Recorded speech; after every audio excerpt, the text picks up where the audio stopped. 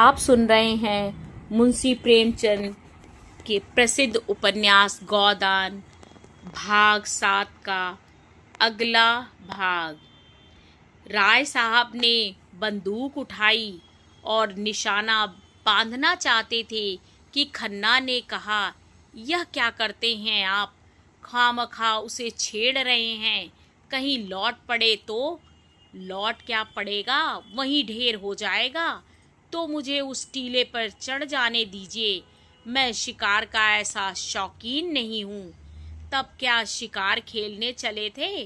शामत और क्या। राय साहब ने बंदूक नीचे कर ली। बड़ा अच्छा शिकार निकल गया। ऐसे अवसर कम मिलते हैं। मैं तो अब यहाँ नहीं ठहर सकता, खतरनाक जगह है। एक आध शिकार तो मार लेने दीजिए, खाली हाथ लौटते शर्म आती है। आप मुझे कृपा करके कार के पास पहुंचा दीजिए, फिर चाहे तेंदुओं का शिकार कीजिए या चीते का। आप बड़े डरपोक हैं मिस्टर खन्ना, सच।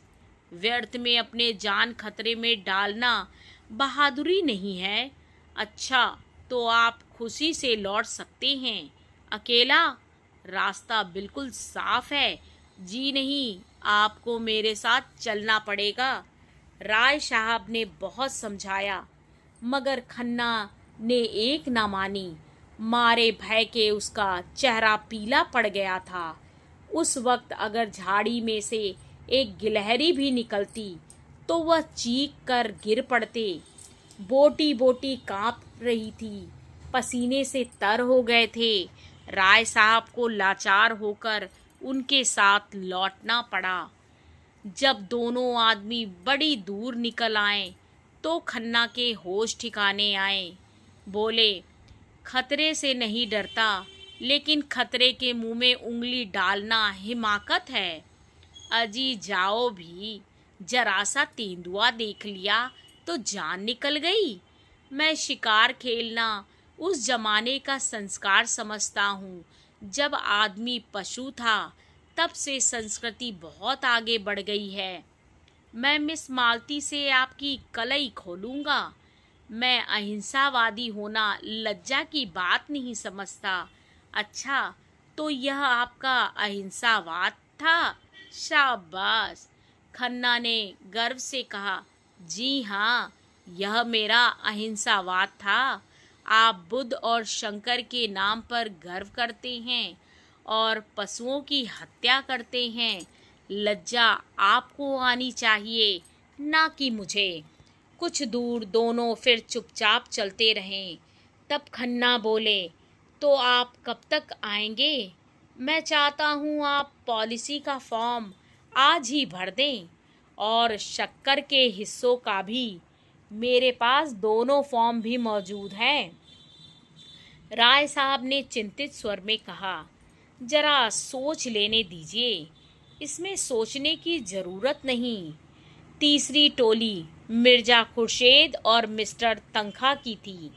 मिर्जा खुर्शेद के लिए भूत और भविष्य सादे कागज की भांति था। वह वर्तमान में रहते थे। ना भूत का पछतावा था, ना भविष्य की चिंता। जो कुछ सामने आ जाता था उसमें जी जान से लग जाते थे। मित्रों की मंडली में वह विनोद के पुतले थे। काउंसिल में भी उनसे ज़्यादा उत्साही मेंबर कोई ना था। जिस प्रश्न के पीछे पड़ जाते, मिनिस्टरों को रुला देते। किसी के साथ रू रियायत करना ना जानते थे। बीच बीच में परिहास भी करते जाते थे। उनके लिए आज जीवन था, कल का पता नहीं। गुस्सेवर भी वो ऐसे थे कि ताल ठोक कर सामने आ जाते थे।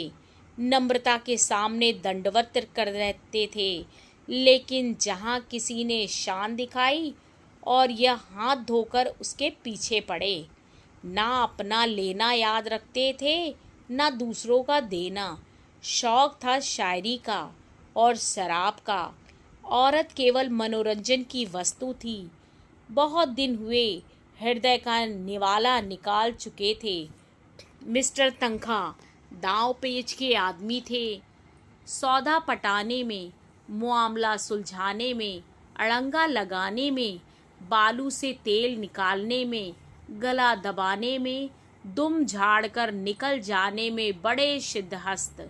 कहिए रेत में नाव चला दें, पत्थर पर दूब उगा दें, तालुकेदार को महाजनों से कर्ज दिलाना, नई कंपनियां खोलना, चुनाव के अवसर पर उम्मीदवार खड़े करना, यही उनका व्यवसाय था।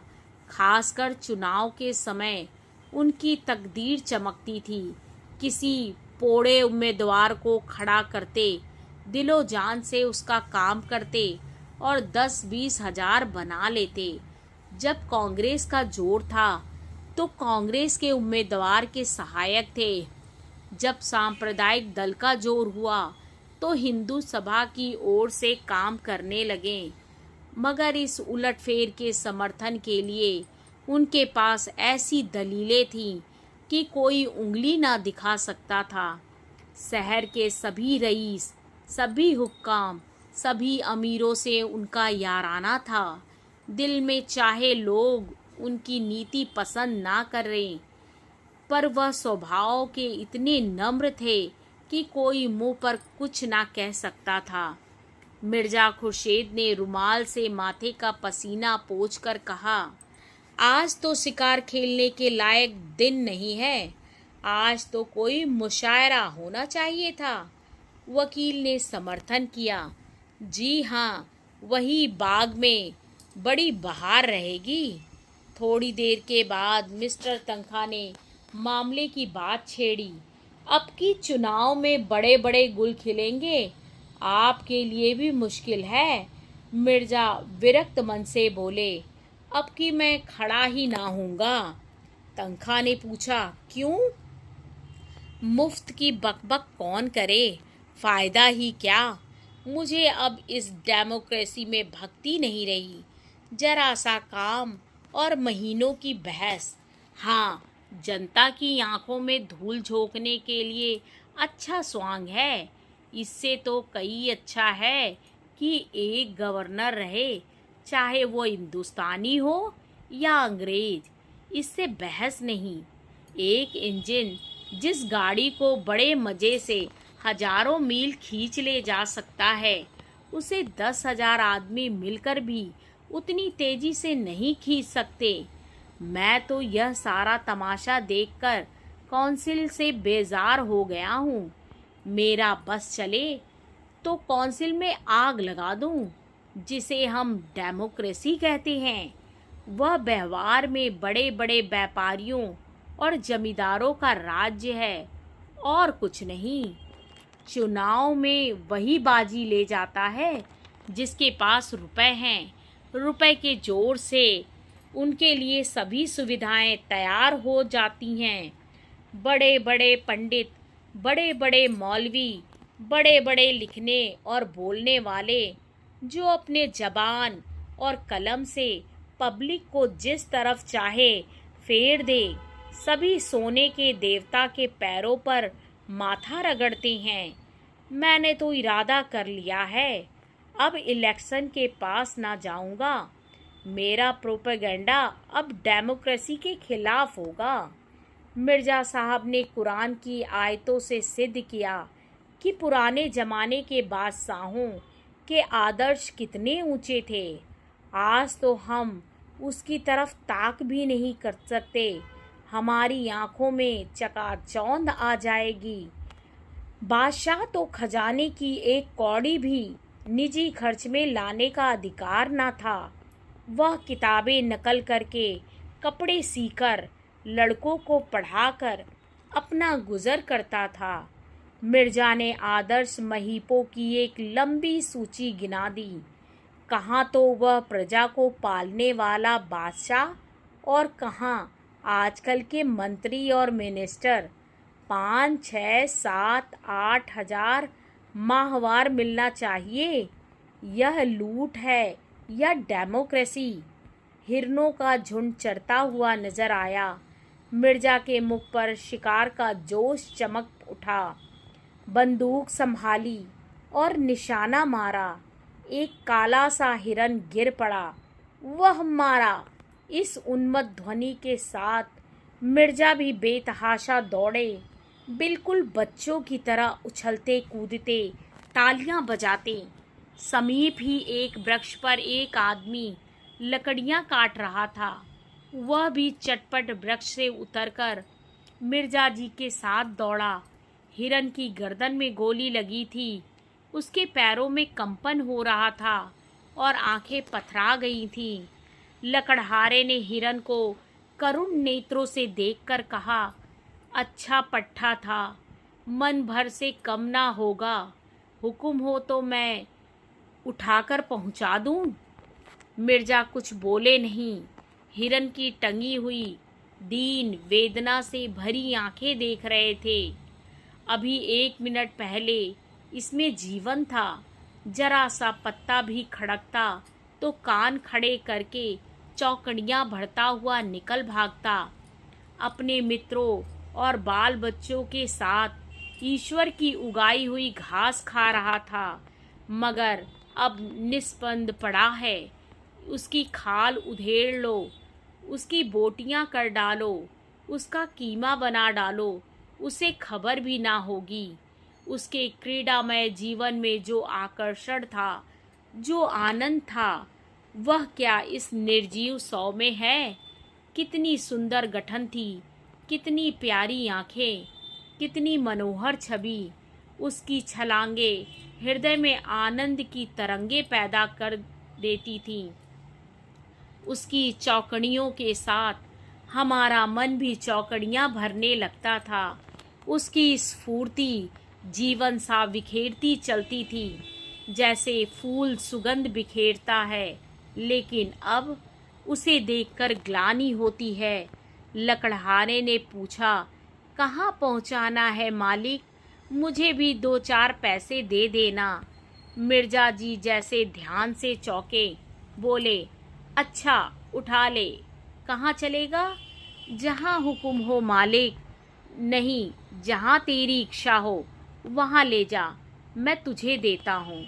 लकड़हारे ने मिर्जा की ओर कौतूहल से देखा।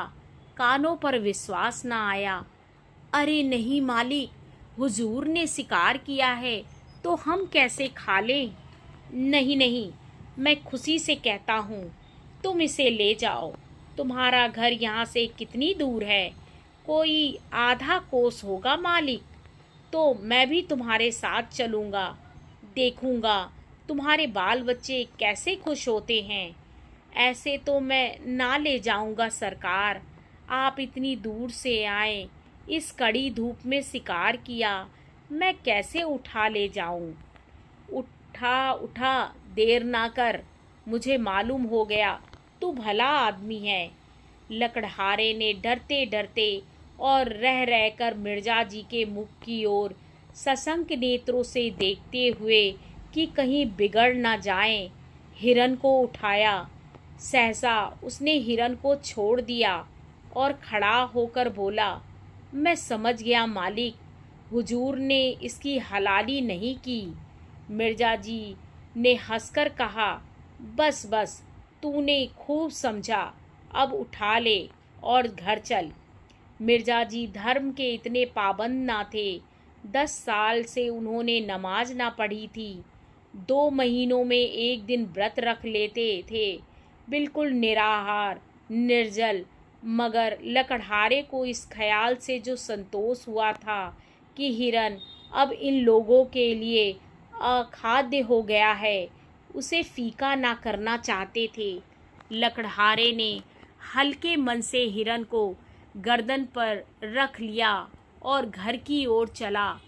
तंखा अभी तक तटस्थ से वहीं पेड़ के नीचे खड़े थे। धूप में हिरन के पास जाने का कष्ट क्यों उठाते, कुछ समझ में ना आया था कि मामला क्या है। लेकिन जब लकड़हारे को उल्टी दिशा में जाते देखा तो आकर मिर्जा से बोले, आप उधर कहाँ जा रहे हैं हजरत? क्या रास्ता भूल गए? मिर्जा ने अपराधी भाव से मुस्कुराकर कहा, मैंने शिकार इस गरीब आदमी को दे दिया, अब जरा इसके घर चल रहा हूँ, आप भी आइए ना। तंखा ने मिर्जा को कौतूहल की दृष्टि से देखा और बोले, आप अपने होश में हैं या नहीं? कह नहीं सकता, मुझे खुद नहीं मालूम। शिकार इसे क्यों दे दिया? इसलिए कि उसे पाकर इसे जितनी खुशी होगी मुझे या आपको ना होगी। तंखा खिसिया कर बोले, जाइए, सोचा था खूब कबाब उड़ाएंगे, सो आपने सारा मजा किरकिरा कर दिया। खैर, राय साहब और मेहता कुछ ना कुछ लाएंगे ही, कोई गम नहीं। मैं इस इलेक्शन के बारे में कुछ अर्ज करना चाहता हूँ। आप वहीं खड़ा होना चाहते ना सही, आपकी जैसी मर्जी, लेकिन आपको इसमें क्या तामुल है कि जो लोग खड़े हो रहे हैं उनसे इसकी अच्छी कीमत वसूल की जाए। मैं आपसे सिर्फ इतना चाहता हूँ कि आप किसी पर यह भेद ना खुलने दें कि आप नहीं खड़े हो रहे हैं। सिर्फ इतनी मेहरबानी कीजिए मेरे साथ। ख्वाजा जमाल ताहिर इसी शहर से खड़े हो रहे हैं। रईसों के वोट तो 16 आने उनकी तरफ हैं ही, हुक्काम भी उनके मददगार हैं। फिर भी पब्लिक पर आपका जो असर है, इससे उनकी कोर दब रही है। आप चाहे तो आपको उनसे 10-20 हजार रुपए महज यह जाहिर कर देने के लिए मिल सकते हैं कि आप उनकी खातिर बैठ जाते हैं। नहीं, मुझे अर्ज कर लेने दीजिए। इस मामले में आपको कुछ नहीं करना है, आप बेफिक्र बैठे रहिए। मैं आपकी तरफ से एक मैनिफेस्टो निकाल दूंगा और उसी शाम को आप मुझसे 10,000 नगद वसूल कर लीजिएगा। मिर्जा साहब ने उनकी ओर हिकारत से देखकर कहा, मैं ऐसे रुपए पर और आप पर लानत भेजता हूँ। मिस्टर तंखा ने जरा भी बुरा नहीं माना, माथे पर बल तक ना आने दिया। मुझ पर जितनी लानत चाहे भेजें, मगर रुपए पर लानत भेजकर आप अपना ही नुकसान कर रहे हैं। मैं ऐसी रकम को हराम समझता हूँ। आप शरीयत के इतने पाबंद तो नहीं हैं। लूट की कमाई तो हराम समझने के लिए शरा का पाबंद होने की ज़रूरत नहीं। तो इस मामले में आप क्या फैसला तब्दील नहीं कर सकते? जी नहीं। अच्छी बात है, इसे जाने दीजिए। किसी बीमा कंपनी के डायरेक्टर बनने में तो आपको कोई ऐतराज़ नहीं है। आपको कंपनी का एक हिस्सा भी ना खरीदना पड़ेगा, आप सिर्फ अपना नाम दे दीजिएगा। जी नहीं, मुझे यह भी मंजूर नहीं है। मैं कई कंपनियों का डायरेक्टर, कई का मैनेजिंग एजेंट, कई का चेयरमैन था। दौलत मेरे पांव चूमती थी। मैं जानता हूँ दौलत से आराम और तकल्लुफ़ के कितने सामान जमा किए जा सकते हैं, मगर यह भी जानता हूँ कि दौलत इंसान को इतना खुदगर्ज बना देती है, इतना ऐश पसंद, कितना मक्कार, कितना बेगैरत। वकील साहब को फिर कोई प्रस्ताव करने का साहस ना हुआ। मिर्जा जी की बुद्धि और प्रभाव में उनका जो विश्वास था वह बहुत कम हो गया। उनके लिए धन ही सब कुछ था और ऐसे आदमी से जो लक्ष्मी को ठोकर मारता हो उनका कोई मेल ना हो सकता था। लकड़हारा हिरन को कंधे पर रखे लपका चला जा रहा था। मिर्जा ने भी कदम बढ़ाया, पर स्थूलकाय तंखा पीछे रह गए। उन्होंने पुकारा, जरा सुनिए मिर्जा जी, आप तो भागे जा रहे हैं। मिर्जा जी ने बिना रुके हुए जवाब दिया, वह गरीब बोझ लिए इतनी तेजी से चला जा रहा है, हम क्या अपना बदन लेकर भी उसके बराबर नहीं चल सकते? लकड़हारे ने हिरन को एक ठूंठ पर उतार कर रख दिया था और दम लेने लगा था। मिर्जा साहब ने आकर पूछा, थक गए क्यों? लकड़हारे ने सकुचाते हुए कहा, बहुत भारी है सरकार, तो लाओ कुछ दूर मैं ले चलूं। लकड़हारा हंसा। मिर्जा डील डॉल में उससे कहीं ऊंचे और मोटे ताजे थे, फिर भी वह दुबला पतला आदमी उनकी इस बात पर हंसा। मिर्जा जी पर जैसे चाबुक पड़ गया। तुम हंसे क्यों? क्या तुम समझते हो मैं इसे नहीं उठा सकता? लकड़हारे ने मानो क्षमा मांगी। सरकार, आप बड़े आदमी हैं, बोझ उठाना तो हम जैसे मजूरों का ही काम है। मैं तुम्हारा दुगना जो हूँ, इससे क्या होता है मालिक? मिर्जा जी का पुरुषत्व अपना और अपमान ना सह सका। उन्होंने बढ़कर हिरन को गर्दन पर उठा लिया और चले, मगर मुश्किल से 50 कदम चले होंगे कि गर्दन फटने लगी, पांव थरथराने लगे और आंखों में तितलियां उड़ने लगीं। कलेजा मजबूत किया और 20 कदम और चले। कमबख्त कहाँ रह गया?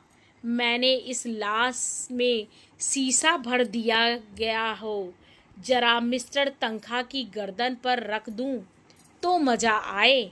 मशक की तरह जो फूले चलते हैं, जरा इसका मज़ा भी देखें। लेकिन बोझा उतारे कैसे? दोनों अपने दिल में कहेंगे, बड़ी जवां मर्दी दिखाने चले थे, 50 कदम भी ना चल सके। लकड़हारे ने चुटकी ली। कहो मालिक, कैसे रंग ढंग है? बहुत हल्का है ना? मिर्जा जी को बोझ कुछ हल्का मालूम होने लगा।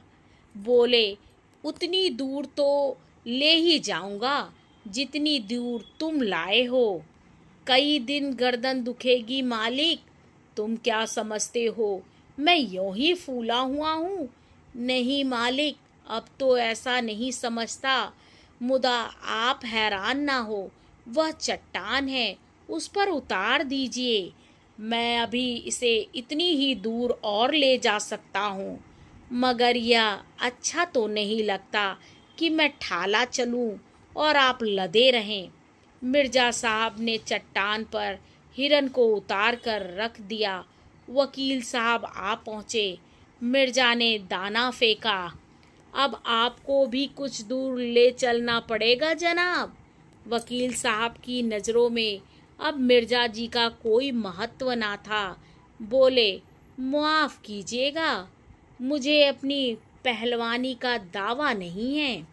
बहुत भारी नहीं है सच। अजी, रहने भी दीजिए। आप अगर इसे 100 कदम ले चले तो मैं वादा करता हूँ, आप मेरे सामने जो तजवीज़ रखेंगे उसे मंजूर कर लूँगा। मैं इन चकमों में नहीं आता। मैं चकमा नहीं दे रहा हूँ, वल्लाह आप जिस हल्के से कहेंगे खड़ा हो जाऊँगा। जब हुक्म देंगे बैठ जाऊँगा। जिस कंपनी का डायरेक्टर, मेंबर, मुनीम, कन्वेसर जो कुछ कहिएगा बन जाऊँगा। बस 100 कदम ले चलिए। मेरी तो ऐसे ही दोस्ती से निभती है, जो मौका पड़ने पर सब कुछ कर सकते हूँ। तनखा का मन चुलबुला उठा। मिर्जा अपने कौल के पक्के हैं, इसमें कोई संदेह ना था। हिरन ऐसा क्या बहुत भारी होगा? आखिर मिर्जा इतनी दूर ले ही आए, बहुत ज़्यादा थके तो नहीं जान पड़ते। अगर इनकार करते हैं तो सुनहरा अवसर हाथ से जाता है। आखिर ऐसा क्या कोई पहाड़ है? बहुत होगा 4-5 पसेरी होगा। 2-4 दिन गर्दन ही तो दुखेगी। जेब में रुपए हो तो थोड़ी सी बीमारी सुख की वस्तु है। 100 कदम ही सही।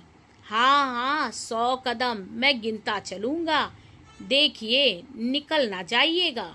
निकल जाने वाले पर लानत भेजता हूँ।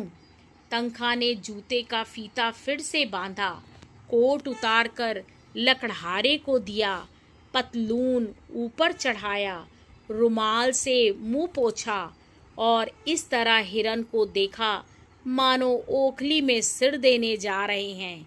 फिर हिरन को उठाकर गर्दन पर रखने की चेष्टा की।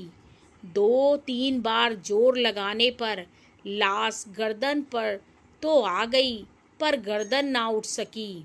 कमर झुक गई, हाथ उठे और लाश को जमीन पर पटकने वाले थे कि मिर्जा ने उन्हें सहारा देकर आगे बढ़ाया।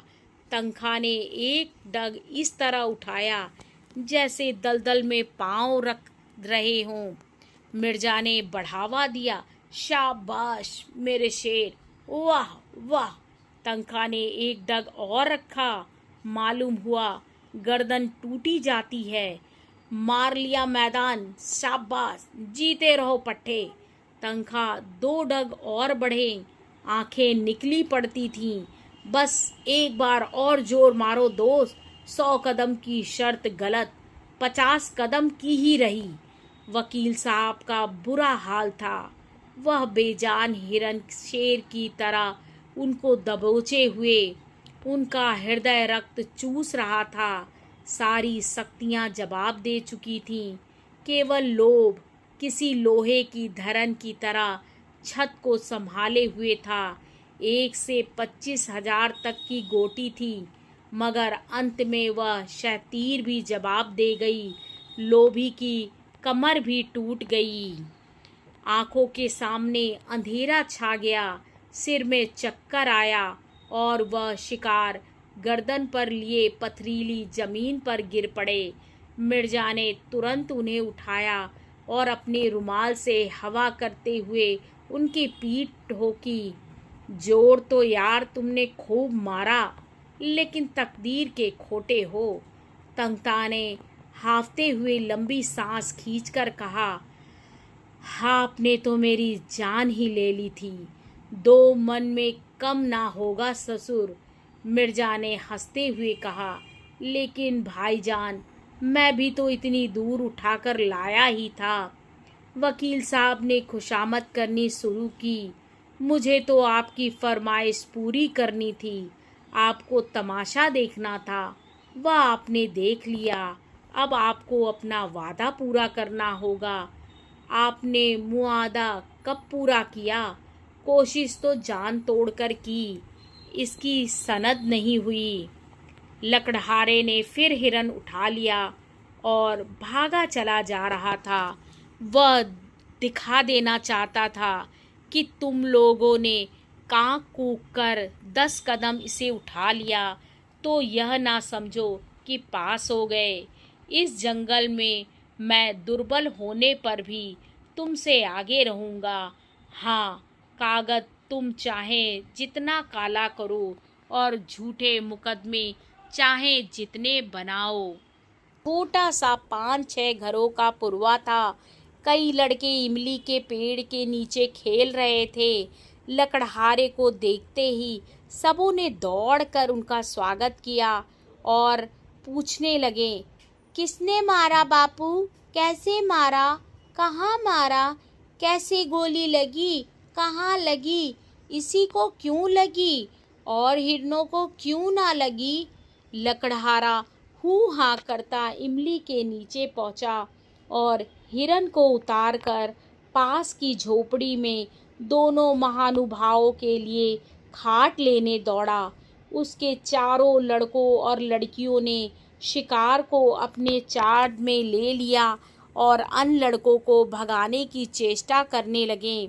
सबसे छोटे बालक ने कहा, यह अमाला है। उसकी बड़ी बहन ने, जो 14-15 साल की थी, मेहमानों की ओर देखकर छोटे भाई को डांटा, चुप, नहीं सिपाही पकड़ ले जाएगा। मिर्जा ने लड़के को छेड़ा, तुम्हारा नहीं हमारा है। बालक ने हिरन पर बैठकर अपना कब्जा सिद्ध कर दिया और बोला, बापू तो लाए हैं। बहन ने सिखाया, कह दे भैया तुम्हारा है। इन बच्चों की माँ बकरी के लिए पत्तियां तोड़ रही थी। 2 नए भले आदमियों को देखकर जरा सा घूंघट निकाल लिया और शर्माई कि उसकी साड़ी कितनी मैली। कितनी फटी, कितनी उटंगी है। वह इस वेश में मेहमानों के सामने कैसे जाए, और गए बिना काम नहीं चलता। पानी वानी देना है। अभी दोपहर होने में कुछ कसर थी, लेकिन मिर्ज़ा साहब ने दोपहरी इसी गांव में काटने का निश्चय किया। गांव के आदमियों को जमा किया, शराब मंगवाई, शिकार पका, समीप के बाजार से घी और मैदा मंगाया और सारे गांव को भोज दिया। छोटे बड़े, स्त्री पुरुष सबों ने दावत उड़ाई। मर्दों ने खूब शराब पी और मस्त होकर शाम तक गाते रहे। मिर्जा जी बालकों के साथ बालक, शराबियों के साथ शराबी, बूढ़ों के साथ बूढ़े, जवानों के साथ जवान बने हुए थे। इतनी ही देर में सारे गांव से उनका इतना घनिष्ठ परिचय हो गया था, मानो यहीं के निवासी हो। लड़के तो उन पर लदे पड़ते थे। कोई उनकी फुदनेदार टोपी सिर पर रखे लेता था, कोई उनकी राइफल कंधों पर रखकर अकड़ता हुआ चलता था, कोई उनकी कलाई की घड़ी खोलकर अपने कलाई पर बांध लेता था। मिर्जा ने खुद खूब देशी शराब पी और झूम झूम कर जंगली आदमियों के साथ गाते रहे। जब ये लोग सूर्यास्त के समय यहाँ से विदा हुए तो गांव भर के नर नारी इन्हें बड़ी दूर तक पहुँचाने आए। कई तो रोते थे। ऐसा सौभाग्य उन गरीबों के जीवन में शायद पहली बार आया हो कि किसी शिकारी ने उनकी दावत की हो। जरूर यह कोई राजा है, नहीं तो इतना दरियाव दिल किसका होता है। इनके दर्शन फिर काहे को होंगे। कुछ दूर चलने के बाद मिर्जा ने पीछे सिर करके देखा और बोले, बेचारे कितने खुश थे। काश मेरी जिंदगी में ऐसे मौके रोज आते। आज का दिन बड़ा मुबारक था। तंखा ने बेरुखी के साथ कहा, आपके लिए मुबारक होगा, मेरे लिए तो मनहूस ही था। मतलब की कोई बात ना हुई। दिन भर जंगलों और पहाड़ों की खाक छानने के बाद अपना सा मुँह लिए लौटे जाता हूँ। मिर्जा ने निर्दयता से कहा, मुझे आपके साथ हमदर्दी नहीं है। दोनों आदमी जब बरगद के नीचे पहुँचे तो दोनों टोलियाँ लौट चुकी थीं। मेहता मुँह लटकाए हुए थे। मालती बिमन सी अलग बैठी थी, जो नई बात थी।